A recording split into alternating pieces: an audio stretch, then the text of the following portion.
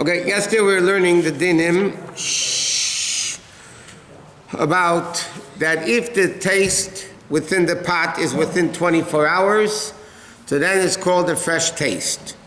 So therefore, like we said, if somebody has a pot that had meat and milk in it that day, even though it's clean now, but it's absorbed within the walls of the pot, and then somebody turns on the fire underneath that pot, so they're actually cooking meat and milk together, which would be biblically forbidden. But if it's after 24 hours, it's a blemished taste, and then it's not really a meat taste, it's not really a milk taste, and so on and so forth. Therefore, we started learning what happens if somebody cooked, let's say somebody cooked meat in a dairy pot that was used within 24 hours. Okay, so they cooked meat in a milk pot that was used for milk within 24 hours. So then the food is treif, the pot is treif. Why is the food not kosher? Because the taste that's absorbed within the walls of the pot now come out, which was dairy, now is coming out into the meat. Now the question is, how much milk is absorbed within the walls of the pot? How do we measure how much milk is absorbed? So halacha said, because it's impossible to know, therefore we have to count that the whole pot, the whole density of the pot is like it's full of milk.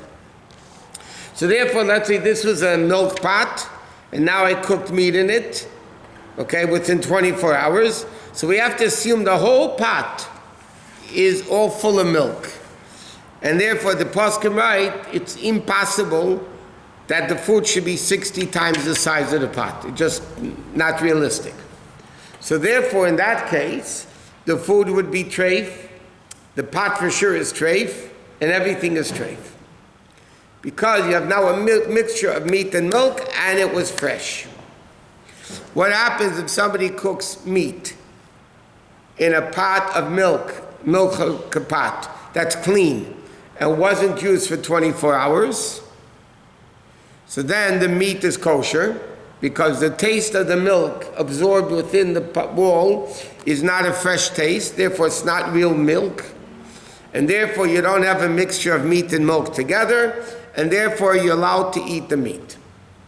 The pot, though, becomes treif, because the pot is a milk pot, now has meat in it, so absorbed within the walls of the pot is meat and milk together. So even though you could wait 3 days with it, it's not 24 hours anymore, but nevertheless, the Chacham said, you're not allowed to use that pot unless if you kosher it. If it's a non-kosherable pot, goes to the garbage. What? So if you don't use the pot for 24 hours, we assume that the taste is gone. If it's clean, if the pot is clean. Where did it go? How could it evaporate so fast? It's not that it evaporates. It's not a fresh taste of milk anymore. It's pulp. It's blemished. It's not a fresh taste, and if it's not a fresh taste of milk or meat, it cannot make it treif. The same thing is not only by meat and milk. What happens if somebody has a non-kosher pot? Treif, mamish treif pot, okay? And it's clean, okay? And by mistake, somebody cooked food in it. So b'di'evid, the food is kosher. If it's more than 24 hours. And the pot is clean. Because if there's residue of milk or meat or residue of treif, then you can't do it. Within the last 24 hours, it was only what water was boiled with it. No, if water boils within it, That's better. It's halachic. then it restarts again 24 hours. It's restart. Yeah. It's not, you can't count it as halachic. No, because it has to be inside and outside, and it's not going all the way to the top, whatever. So, if somebody would do that, yeah, the pot, the food would be. So let's say the pot was a dairy pot, okay? Wasn't used. It was within 24 hours. Somebody cooked water in the pot. Yeah. So now we awakened the taste of the milk, which was not sour yet, it was fresh. So now you're going to have to wait 24 hours from the time you finish cooking the water to start the 24 hours that the taste should become blemished.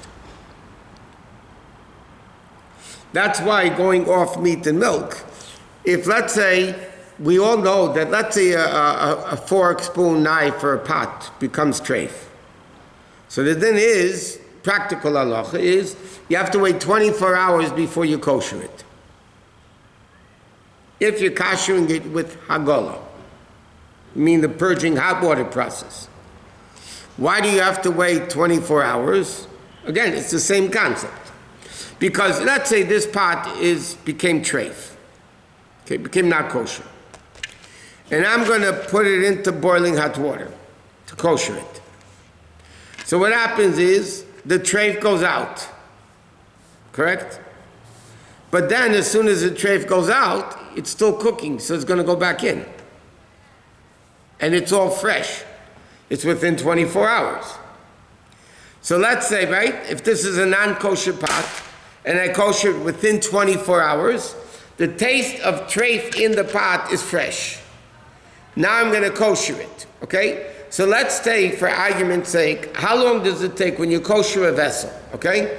So this is a pot, metal pot, let's say.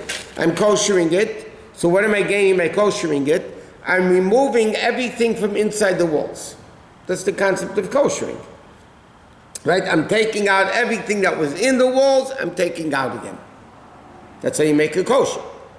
Now the way it went in, that's the way it goes out. It went in with direct fire, you have to kosher it with direct fire.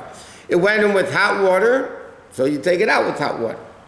Right? Now, but let's say, for argument's sake, it takes 10 seconds to get all the treif out of the wall. Okay? When I put it in the hot water, it's bubbling, it's boiling. For 10 seconds, all the treif comes out. What happens if I leave the pot in there for 15 seconds? That means after 10 seconds, all the treif came out, right?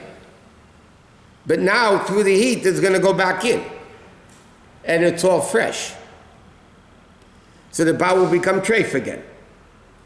But if I waited 24 hours, then the taste that comes out is blemished.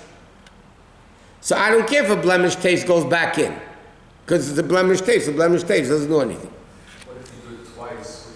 So, okay, there's ways of doing it twice and things, whatever. But I'm saying normally the custom is you have to wait 24 hours before you kosher it. Because then the taste absorbed that you're taking out through koshering is blemished. And therefore, even if it goes back in, it doesn't matter. But if you do it within 24 hours twice, then you could... It's still better not to, but b'diavad would be good. Now, that's why, what happens if you kosher with a blowtorch? Not with hot water. So then I could do it even within 24 hours. Why? Because hot water takes it out. Okay? It doesn't destroy it. It removes it from inside the walls. So then we're afraid it's going to go back in. But a blowtorch, what's called libun, destroys it. So when I do a blowtorch, this is a metal pan, let's say, right? Then I'm blowtorching it. So then the fire destroys the treif in there. It's not spitting out that we're afraid it's going to go back in. I'm destroying it. If I'm destroying it, it doesn't matter if it's within 24 hours or not. It's not going to matter if it's fresh or not fresh. Because it's getting destroyed. And then it wouldn't be a problem. Okay, now what happens again in the practical cases? I'm cooking meat in a meat pot. And by mistake, somebody took a spoon. This is a dairy spoon.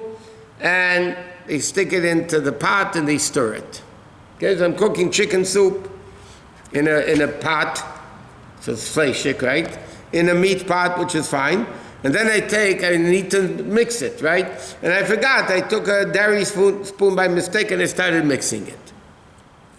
So again, if the dairy spoon was not used for 24 hours for hot dairy, so then it doesn't matter. It's a blemished taste, it come out into the chicken soup, it doesn't matter. A blemished taste doesn't matter. If it was used within 24 hours, and I'm going to stir the chicken soup, then this fresh taste of milk that was in the spoon is going to come out into the chicken soup. So then what's the din? If I have 60 times in the chicken soup against the whole spoon, because again, we don't know how much got into the spoon. We don't know how much milk got into the spoon, so we have to count the whole spoon as if it's milk. If it's metal. If it's metal. And then when I stir it, so if I have 60 times in the chicken soup against the spoon, then the chicken soup would be good. If not, because this was fresh taste, it's not 60 times the amount, the whole chicken soup is treif, the pot is treif, and that's it. If it wasn't used within 24 hours, hot. We said hot for the last 24 hours, and then I stir it, and there is 60 times the amount, so the chicken soup is kosher, but the spoon has to be koshered, because the spoon is dairy, and now it got mixed up with milk, with hot chicken, without meat. So you'd have to kosher it. Okay, that is a very practical case that always come up in the kitchen. That's why when you have such a situation in the kitchen, you have to know some of the facts before you can call and ask a shaila. You have to know, number one, are they clean? Secondly, was it used within 24 hours for hot? And then you can ask the question, and then you can know what the answer is. Now, what happens if the spoon goes halfway into the pot? Not the whole way. So if it's metal, because we said yesterday, metal, it conducts heat, so part of it's hot, the whole thing's hot, and then you have to count the whole spoon. But if it's, let's say, a plastic dairy spoon, okay, then only, according to most opinions, you can go only by what went into the pot. If half the spoon went into the pot, you need 60 times half the spoon, not the whole spoon. Because then what didn't go into the pot didn't come out into the soup or into the chont or whatever it is.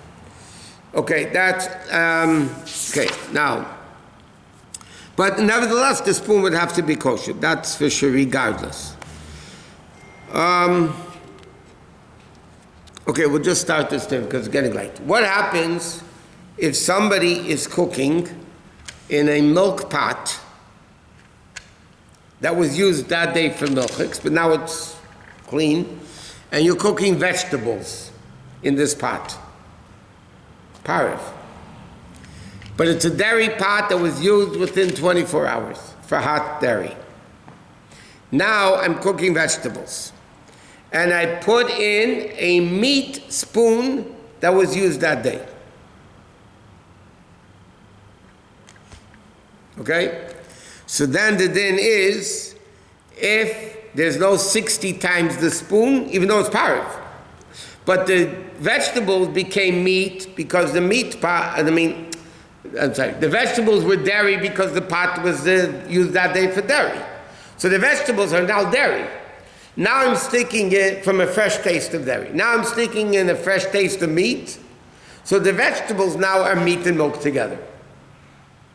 So in that case, I'd have to kosher the pot, and the vegetables are treif, and everything is treif inside. To be continued.